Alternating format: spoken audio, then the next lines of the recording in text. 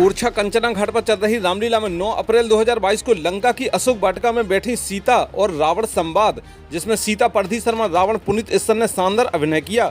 वहीं रामलीला के प्रारंभ में श्री राम लक्ष्मण सीता स्वरूप की आरती निवाड़ी विधायक अनिल जैन, श्रीमती निरंजना जैन, रोहन जैन मनी, सांसद प्रतिनिधि राजेश पटरिया, धीरेन्द्र गुप्ता व न्यूज स्टार MP की टीम ने उतारी।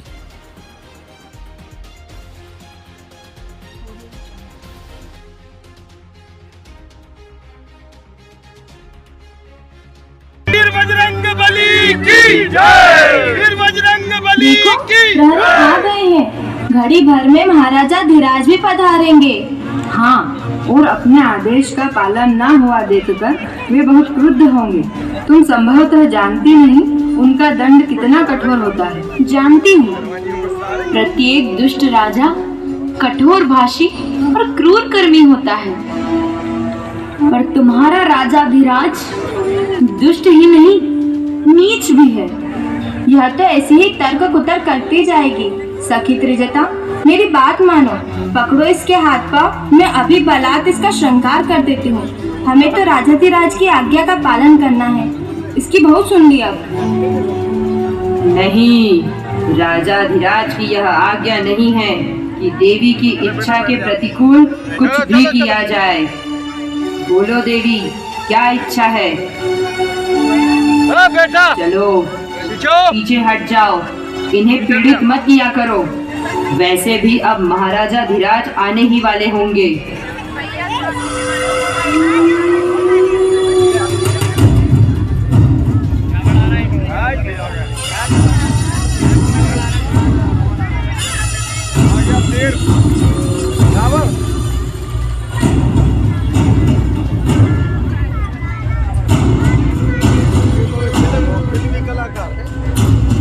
वैदेही, वैदेही, वैदेही, मैं तुम्हें संबोधित कर रहा हूँ। भैया पुनीत सर, वैदेही, तुम मुझे और मेरी शक्ति को नहीं पहचान रही हो। इस तृण की ओर क्या देखती हो? मेरी ओर देखो, मेरी ओर। रावण, मेरी दृष्टि में लंका का सारा वैभव तृण के समान ही है, और तुम्हारा अस्तित्व भी इससे बढ़कर नहीं है। वैदेही, तुम परिचित नहीं हो मेरी शक्ति से। शक्ति नहीं, चोर कला कहो। शक्ति का तो कोई प्रमाण तुमने दिया ही नहीं। तुम में साहस ही नहीं है कि प्रभु से युद्ध कर सको। मैं जानता हूँ तुम आत्महत्या की बात सोच रही हो, क्योंकि तुम जानती हो कि राम यहाँ आ नहीं सकता और तुम यहाँ से मुक्त हो नहीं सकती। किंतु जानकी, मैं तुम्हें मरने नहीं दूंगा। ये वह और ये रूप सौंदर्य नष्ट होने के लिए नहीं है। तुम उस सन्यासी के साथ रहकर जीवन के सुखों को भूल गई हो। मैं लंकेश तुम्हारे सम्मुख असंख्य सुखों का असीम संसार प्रस्तुत कर रहा हूँ। एक बार स्वेच्छा से मुझे स्वीकार कर लो। राक्षसों का संपूर्ण साम्राज्य तुम्हारा है। जैसा चाहो इसका भोग करो। जो चाहो अपने भाई बंधुओं को भेजो, अथवा उन्हें यहाँ बुलाकर सब कुछ उन्हें समर्पित कर दो। अपने वृद्ध माता पिता को भी एक बार दिखला दो कि ऐश्वर्य किसे कहते हैं। रावण, सारे संसार में क्या तुम्हारा एक भी हितैषी नहीं जो तुम्हें समझा सके कि ये तुम्हारे नाश का मार्ग है? क्या कोई ये नहीं बताता कि जिस ऐश्वर्य पर तुम इतना इतरा रहे हो, उसके भोग का तुम्हें ही नहीं, तुम्हारे परिजनों को भी बहुत शीघ्र मूल्य चुकाना पड़ेगा?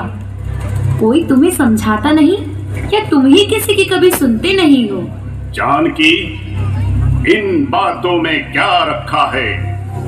मानव जन्म बार बार नहीं मिलता है। इस शरीर के माध्यम से जो सुख प्राप्त हो सकते हैं उन्हें भोगो। राक्षसों का समग्र साम्राज्य अपनी हथेली पर लिए रावण जैसा पुरुष तुमसे प्रणय की याचना कर रहा है। मैं भी तुम्हें यही बता रही हूँ रावण, कि मानव शरीर पाकर भी उससे तुम मात्र पशु सुख का अनुभव कर पाए हो। मानव का सुख सूक्ष्म है, अभौतिक है, अलौकिक है। वो भोग में नहीं, त्याग में है। अभी अवसर है कि तुम अविवेक और हठ छोड़कर मुझे प्रभु को सौंप दो और उनके चरणों में गिरकर उनसे क्षमा मांग लो। वन में रहकर तुमने कंदले तापसों से त्याग का अच्छा पाठ पढ़ दिया है। समझती हो राक्षसों का राजाधिराज उनके सम्मुख याचक बनकर जाएगा। जानकी, मैं तुम्हारे सम्मुख याचक बनकर खड़ा हूं। मेरी बात सुनो। तुम इस रावण को अंगीकार करो तो महारानी मंदोदरी जैसी स्त्रियां तुम्हारी दासियां नियुक्त कर दूंगा। तुम समझते हो कि महारानी मंदोदरी को मेरी दासी नियुक्त करने का प्रस्ताव रख तुम मेरा गौरव बढ़ा रहे हो। तुम्हारी नीचता की भी कोई मर्यादा है अथवा नहीं? जो अपनी पटरानी के सम्मान की रक्षा नहीं कर सकता, वो अन्य लोगों को सम्मान क्या देगा? तुम्हारी बात को किसी वनचारी बुद्धिहीन पशु के गर्जन से अधिक महत्व नहीं दिया जाना चाहिए। बस बस, अब और अधिक सुनना लंकेश की सहनशीलता के बाहर है। तुमने स्वयं मृत्यु को निमंत्रण दे दिया है। ये स्वामी। मंदोदरी। हाँ स्वामी, यह उचित नहीं। नीति के अनुसार अबला पर हाथ उठाना निषेध है। आप तो समर्थ हैं, इन्हीं अन्य माध्यमों से वश में करिए स्वामी। ठीक है। सुनो वैदेही, आज फिर निराश और असफल लौट रहा हूँ। 2 मास की अवधि प्रदान करता हूँ। 1 मास के पश्चात पुनः याचना करने आऊंगा। तब भी तुम न मानी तो अवधि समाप्त होने पर स्वयं अपने हाथों से तुम्हारा वध कर दूंगा। तुम सब सुनो, इसे इतना प्रताड़ित करो कि पीड़ित होकर ये हमारे प्रति समर्पित हो जाए। ये हमारा आदेश है, पालन हो। चलो।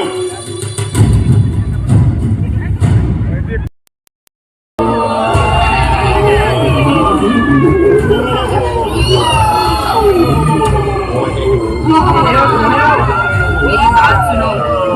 तुम भले ही लंकेश के आदेश का पालन कर रही हो, किंतु सुनो, इसकी सेवा में ही हमारा कल्याण है। क्या कह रही हो? मैंने कल रात एक स्वप्न देखा है। क्या देखा है? मैंने स्वप्न में देखा एक वानर आया है और उसने लंका जला डाली। लंका जला डाली? और सुनो, इतना ही नहीं, हमारे राजाधिराज को बहुत अपमानित अवस्था में देखा है। लंका का राज्य विभीषण जी को प्राप्त हो गया है। यह तो विनाश का आभास है, स्वप्न नहीं। जो भी समझो, यह अवश्य 4 दिनों के पश्चात सत्य होगा। इन्हें प्रताड़ित मत करो, अपना अपना देव साधो। क्षमा करें देवी, क्षमा करें। हम तो आदेश का पालन ही कर रही थी, आप क्षमा करें। देवी, इन विपत्ति के क्षणों में आप ही मेरी सहायक रही हैं। ऐसा न कहो विदेही, ये तो आपसे अनुरोध है, बस अब और सहा नहीं जाता। आप कहीं से अग्नि का प्रबंध कर दें। मैं देह त्यागना चाहती हूँ। धैर्य रखें, और वैसे भी रात्रि को अग्नि का उपलब्ध होना कठिन ही है। आप धैर्य रखें, मैं कल पुनः आऊंगी। आज्ञा दें।